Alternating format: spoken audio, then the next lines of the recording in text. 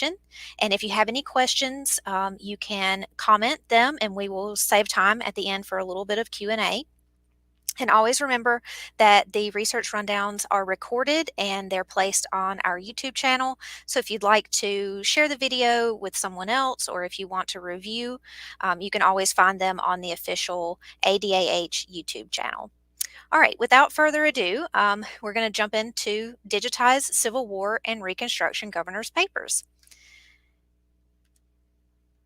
All right, so the initiative to scan the Civil War and Reconstruction Governor's Papers actually started back in 2019.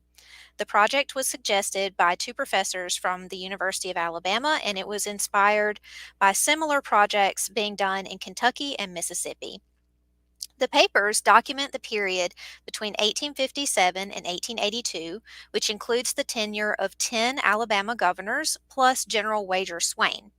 The collection contains about 58,000 pieces of paper or 28,000 individual documents. The first group of digitized records was published to the Archive's Digital Collections page in 2020. All 11 groups of documents have been placed online, and the work continues to describe them at the item level, which will eventually make the entire collection keyword searchable. To access the Civil War and Reconstruction Governor's Papers, you can head to our website and mouse over the word Research in the banner at the top. Then you need to select Digital Collections from the flyout menu. And finally, you can click on the thumbnail that says Civil War and Reconstruction Governors. You've got a couple options for navigating this collection. You can click on a governor's name to see the documents that were scanned from his papers, or you can browse the whole collection of 28,000 documents by clicking the Browse button at the bottom. Either way, you're going to be able to further refine your results by using the filters on the left side of the page. You can filter the documents by subject tags, the original format that it came in, like correspondence, proclamations, pardons, the decade that it was written in, and more. You also have the option of conducting a search in the box at the top right corner of the screen. You can try searching for your ancestor's surname to see if there are any documents written to, by, or about that person. In this example, I've searched for one of my ancestral surnames, Tyus, and that's why the results we can see all have the name Tyus somewhere in their description. If you're interested in helping with transcription, this collection has been uploaded to From the Page.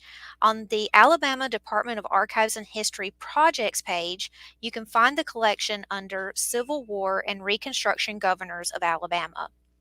You can hit the Start Transcribing button to be assigned a random item out of the collection to transcribe. You will need to create an account to start transcribing because guest accounts are limited to just 3 transcriptions and then it'll cut you off. Here's an example of what the transcription page looks like with the original record on the left and the transcription box on the right. If you're working on a document and you need more time to finish, you can save it to your account, and that's why you really need to create one. And you can also click Done to submit your work when you have completely transcribed the page. Next, we're going to take a look at a variety of examples from the collections. We'll go in chronological order, starting with the Civil War governors first and then the Reconstruction administrations. This letter was written in 1861 by Daniel Pratt, who is widely considered to be Alabama's first industrialist. He founded the town of Prattville, which is just north of Montgomery, and it served as a hub for his cotton gin manufacturing operation. Pratt's cotton gin factory became the largest producer of cotton gins in the world, and the wealth generated by that enterprise allowed him to branch out into other industries like sawmilling, gristmilling, iron smelting, and wool cloth production, among others. Now, naturally, all of these businesses required laborers to run, and in this letter to the governor, Pratt is complaining about 100 Pratt is complaining that 100 men have left Prattville and the vicinity for the army. And the local militia company, the Prattville Greys, takes nearly every man that is left. He asked the governor to not call the Grays into active service because that would deplete the last of his overseers, clerks, and other merchants and planters in the area. He closes his letter with an invitation for Governor Moore to visit and see what we are trying to do to assist in our independence. This next letter to A.B. Moore is accompanied by a letter from the third Assistant Postmaster General of the United States. In the letter on the left, a Mr. Driscoll, who is the postmaster of Plantersville in Perry County, Alabama, requests guidance from the governor's office. Driscoll informs the governor that he had requested additional stamps and envelopes from the U.S. Postal Service in Washington, D.C., but received a surprising response in return. In the letter on the right, the Assistant Postmaster General says, "In view of recent political events in the state of Alabama, I am instructed by the Postmaster General to inquire whether you do now and will continue to hold yourself responsible to the government of the United States in conformity to existing laws for all the postal revenues received by you as postmaster." Driscoll doesn't know how to respond. He assures the governor that his allegiance is due to the state of Alabama, but that policy may dictate to hold myself responsible to the government of the United States for the revenues of this office. He also closes the letter with a P.S. I did not receive the stamps and envelopes. I thought this was an interesting look at how the decision to secede from the United States would have trickle down effects on the everyday life of the citizens of the state. It's one thing to make the speeches about creating your own government, but then you also have to consider practical matters like how are we going to send and receive mail? We don't know how Moore replied, but I would imagine that Mr. Driscoll never got his stamps and envelopes from Washington, D.C. in 1861 at least. The next example is still from the files of A.B. Moore. To the far left, there's a clipping of an article that was published in all the newspapers in the state. In the article, Governor Moore asked the women of the state to contribute to the war effort by knitting a pair of substantial woolen socks. He says the socks will protect the feet of our brave soldiers from the frosts of the winter. The two other documents are responses from citizens. In the middle one, a gentleman from Talladega County informs the governor that one of his neighbors, an elderly lady, was going to knit 25 pairs of socks and that she had already finished half of them. He points out that she has no servants, which means she's actually doing the knitting herself instead of forcing enslaved people to do it for her, which I'm sure was the case on a lot of plantations. The letter on the right is from Pleasant Hill in Dallas County. The author states that she is forwarding 2 boxes of soldiers' clothing to the governor and specifically references the article on the left that was run in the Montgomery Advertiser. Next is an example from the tenure of Governor John Gill Shorter. This correspondence comes from Mrs. Sarah A. Driggers, who lived in Coffee County. Sarah writes that her only son, Benjamin, ran away from home to join the Confederate Army and that he is already in poor health, or was already in poor health before he enlisted. She also points out that he's only 16 years old. She asked for the governor to release him from duty and send him home. The governor forwarded this request to the Confederate Secretary of War on the 27th of June, 1862.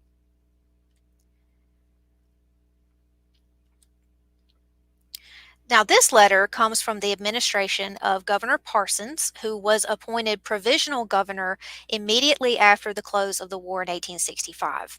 It was written by a man named Frederick A. Reddington, who lived in Fredonia, New York. In the letter, Mr. Reddington tells the governor that there are many industrious citizens in that area who would like to escape the frigid winters of the North in favor of a warmer and more agreeable climate like Alabama's. However, the local papers in Fredonia have printed so many horror stories of what Southerners do to Yankees that move down here, and many of Reddington's neighbors have essentially chickened out of the move. We don't have a record of what Governor Parsons' response was, but it must not have been very encouraging because Frederick Reddington did not move to Alabama or anywhere else in the South after the war. In fact, he relocated his family to Chicago, where he died at the age of 78 in 1893. As a side note, while I was researching what became of Redington after the war, I stumbled onto a record of his very brief military career. He enlisted in the Union Army in August 1863 and held the rank of lieutenant colonel, but he was discharged on medical disability in October of the same year, so he was only in the service for about 2 months. Next, we're going to move into the Reconstruction period and discuss our only non-governor included in the collection, General General Wager Swain. General Swain was born in New York City but grew up in Ohio, and during the war he commanded the 43rd Ohio Volunteer Infantry Regiment. He actually lost one of his legs during the conflict. After the war ended, he was appointed the Assistant Commissioner for the Freedmen's Bureau in Alabama, making him the head of the agency's operations in our state. He was never elected to any offices here, but he worked closely with Provisional Governor Parsons and his successor, Governor Robert Patton, to achieve Reconstruction goals like registering formerly enslaved men as voters, encouraging them to sign labor contracts with white landowners, and limiting some of the more extreme anti-Black laws that were introduced by the state legislature. He also worked behind the scenes to facilitate the voter registration process for the 1867 Constitutional Convention. What was the 1867 Constitutional Convention? I'm glad you asked. For readmission to the Union, the former Confederate states were required to hold constitutional conventions and submit new state constitutions for congressional approval. There were multiple Reconstruction Acts passed, which divided the Southern states into military districts and established the process for electing convention delegates. The Second U.S. Reconstruction Act, passed in March of 1867, required voters to sign a loyalty oath when they registered. The commanding general of each military district was ordered to register all males over the age of 21, regardless of race, unless they were disqualified from voting. Wager Swain wanted to make sure that the newly freed Black men of Alabama were able to exercise their right to vote and have representation at the convention. Because he was so heavily involved in the process of getting eligible voters registered, many of the documents in his collection reference the 1867 voter registration campaign. This letter is included in the Wager Swain collection, but it is technically addressed to the Superintendent of Registration, W.H. Smith, and he and Wager Swain actually collaborated quite a bit, and in fact, Smith would eventually be elected governor of the state in 1868, and we're going to have an example from his administration in just a few minutes. Anyway, this example is from the registrars who were registering men to vote in Selma, Alabama in August of 1867. It states that there were a little over 1,200 whites registered to vote compared to almost 7,000 Black registrants. That's over 5 times the number of white voters. In Selma, in Dallas County, in Selma in 1867. It's just amazing work by those men who were registering people to vote. This next example is from Gadsden and was also written in 1867, but this time it's directly to General Swain. In it, the writer sheds light on the political situation in the area. He says that in a recent local election, only 2 of those elected were loyal Unionists, and all the rest run the question of secession as strongly as they did in 1860.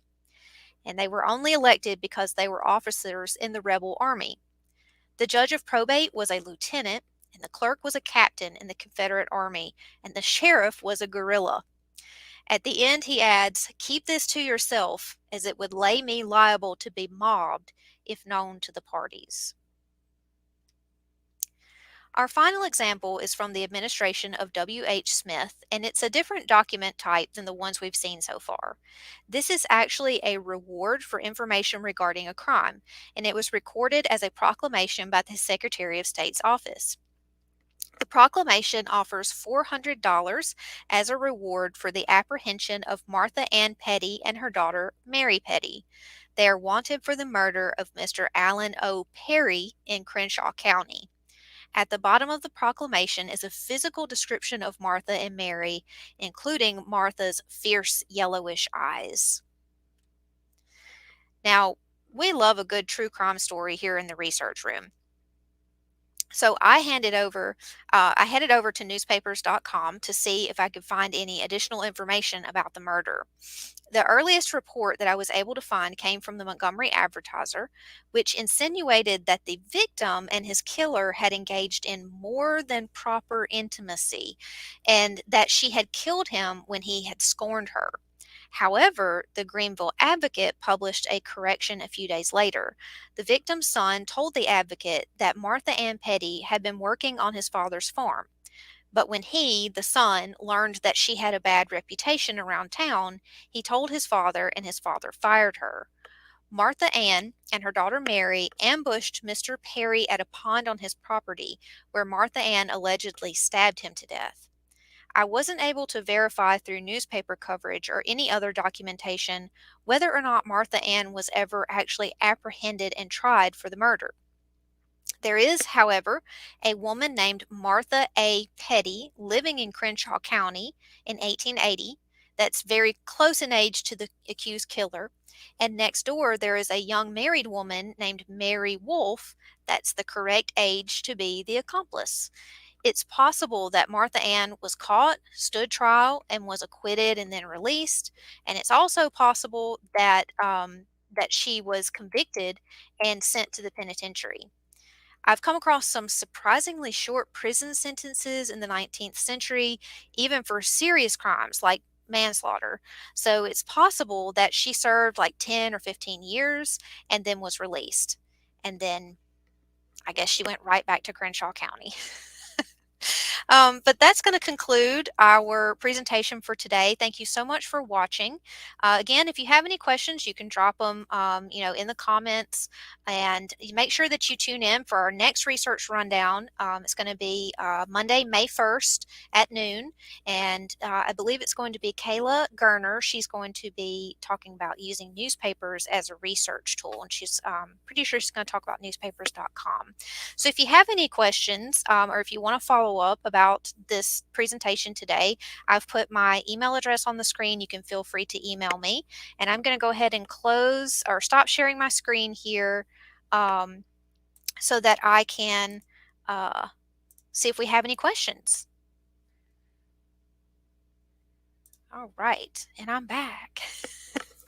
So if you've got any questions, I know it's a little bit short today, but that just means we've got a lot more time for Q&A. So if there was anything that was unclear, or if you have any questions, about governor's papers, just be sure to drop them in the comments.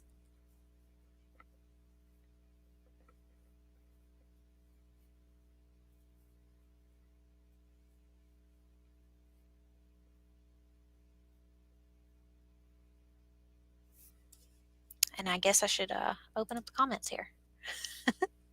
All right, so we've got, let's see. Oh, the URL for the collection. Okay, we can definitely get that, Mike. And my email address. It's you can find our email addresses and phone numbers on the archives website. Just go to the about page, and you can see like a roster of all of our staff members there. Okay, so let's see. Yes, Brea, I love newspapers.com too. It's great. I'm very much looking forward to the rundown next month. Even I might learn something. You never can tell. Katie asks, how do we expect most people to use this research? Well, Katie, there is a little bit of maybe genealogical potential here. If you like, we're working, as I mentioned at the beginning of the presentation, we're working to describe the collection in a way that will make it searchable.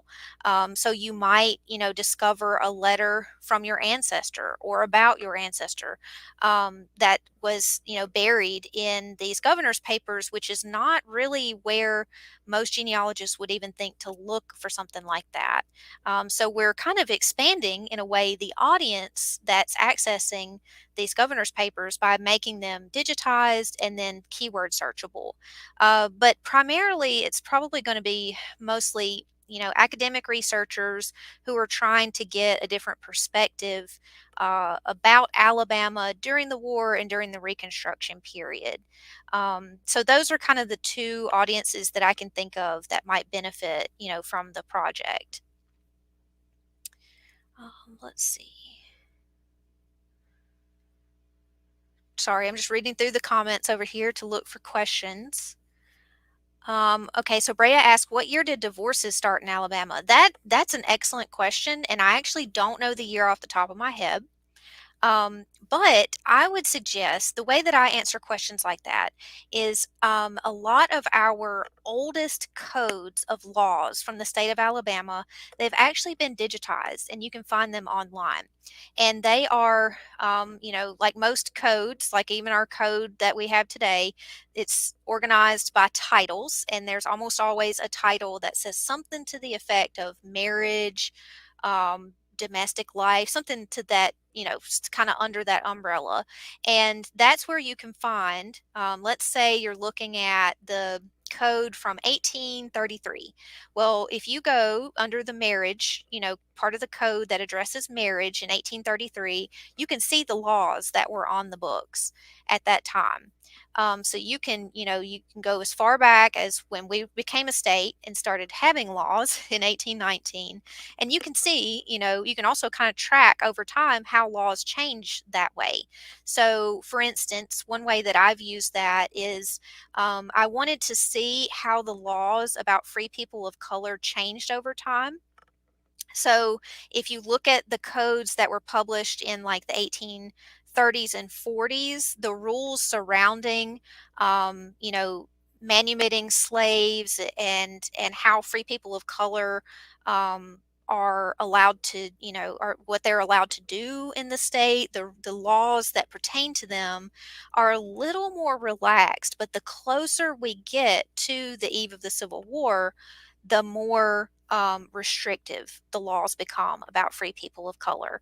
And a specific example would be, for a long time, if you were a slave and you were emancipated, you had to leave the state within a year after your emancipation, and that was on purpose to keep the population of free people of color very low. But then, starting in the 1850s, they changed that. They shortened that period from a year to 6 months.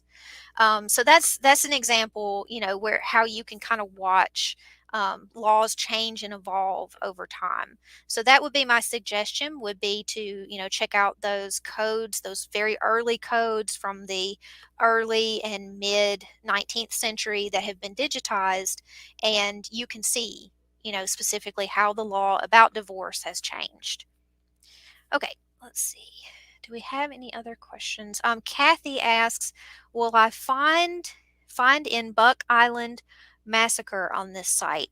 Kathy, I'm not familiar with that event, but I might be able to help you find some additional information if you'll just send me an email, and I can look into it and see if we have anything. Um, Let's see. And then Mike asks, "Can we search just this collection?" Yes, Mike. So whenever you're viewing a collection on the digital collections, that top right box, that little search box in the top right corner, is just going to search the collection that you've got open. So you can definitely, use that little search box up there to search just the governor's papers. And or if you click into a specific governor's papers, you have all those options over on the left side to, to narrow your results down that way too. But the search box, is always going to be geared toward whatever collection you've got open at the time. I hope that helps. Okay, so do we have any other questions? We've had some good questions today. All right. And so let's see. All right, seeing none, I'm going to go ahead and say thank you so much, everybody, for tuning in today. I hope that you have a wonderful Monday. Um, and yes, Zephyr, we are definitely recording this, and it's going to be placed online at our YouTube, our official YouTube channel. So if you need to go back and review anything that I said, it sometimes it might be the day after. It's usually, either later the day that it airs or maybe the day after that. The videos get uploaded to our official YouTube channel. So make sure you go to YouTube, subscribe so you can see, when we post new videos to the channel. And research rundowns have their own playlist, so you can actually go and see the previous research rundowns that we've done there. Okay, so one more question from Katie. One more last minute question from Katie. Are there other states that have digitized their governor's records? Yes, Katie. So this is actually our project that we're working on now was inspired by similar projects at that are taking place in Kentucky and Mississippi. And I can actually I'll come back, to this and put in links to those two projects. I don't have them like queued up right now, but I can link them to you so you can see examples of what other states are doing. But definitely Kentucky and Mississippi were the inspiration for the start of this project. Okay. All right. Thank you so much, everybody. Be sure to tune in next month for our next research rundown. If you have any questions, you can shoot me an email. Okay. Thank you so much.